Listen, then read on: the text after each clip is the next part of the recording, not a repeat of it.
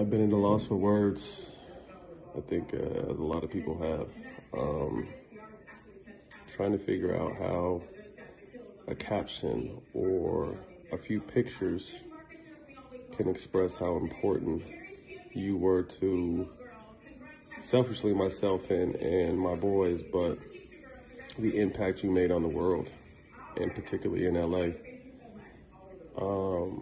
We had a long journey. Started back in '98. I think your second year with the Lakers, my freshman year at UCLA, and you used to come up and work out after our practices.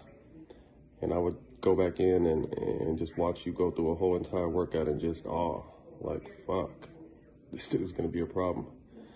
So from being a fan to me making the NBA and competing against you, you were the target. You were, I missed MJ, so you were our era's MJ. So to guard you, to play against you was the best time throughout my career, knowing that it's going to be a war. Also knowing that good defense is never going to stop great offense, but just to make you work. From that to us almost fighting in Orlando, 2010, the infamous ball fade, where your crazy ass didn't flinch. And that summer, you being the first person to reach out of free agency. And everyone who knows me knows I don't answer the phone for nothing. And for some reason, I answered a phone number that I had that I didn't know. And it happens to be you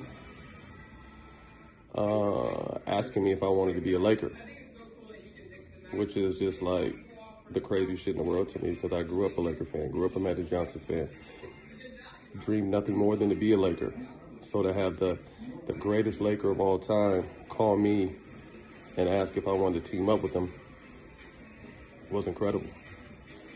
We can go through hours and hours upon hours of how great you were on the court, but I think once we became teammates is where we really bonded as brothers off the court, because we were both going through a lot of shit in our personal life, and we just leaned on each other. We talked about family, we talked about kids, we talked about life after basketball. I was always telling you, you need to show the world the rest, like the dope-ass Kobe that we see. I said, you need to show the world that. To you going out on top. Last game of your career, like, who goes out with 60? Only you.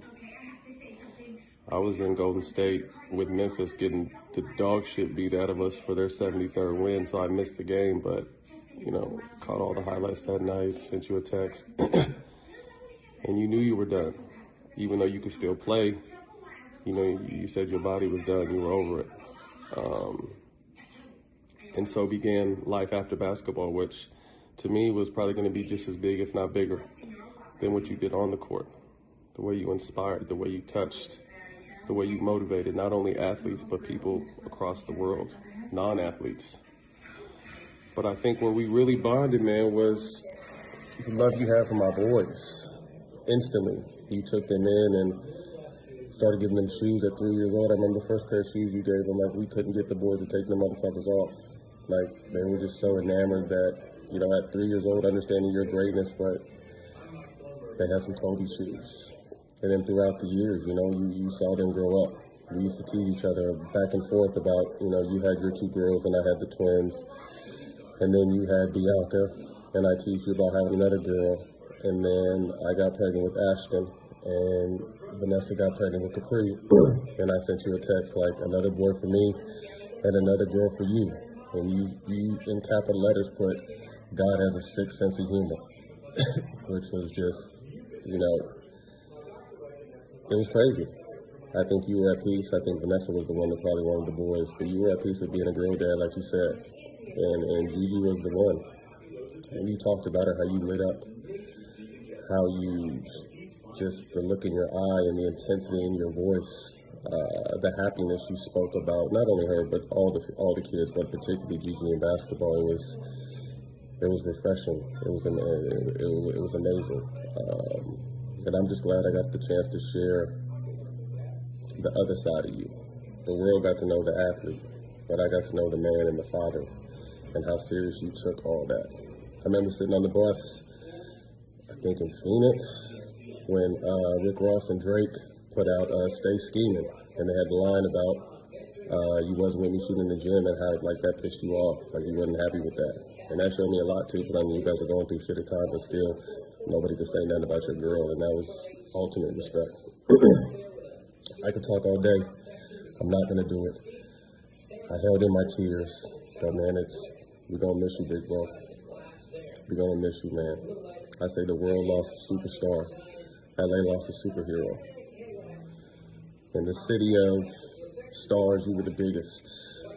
In the city of angels, now you and Gigi will be the brightest, shining down on us and always with us. Condolences to the rest of the families who were lost in this tragedy. Peace and love to Vanessa, Bianca, Capri, Natalia,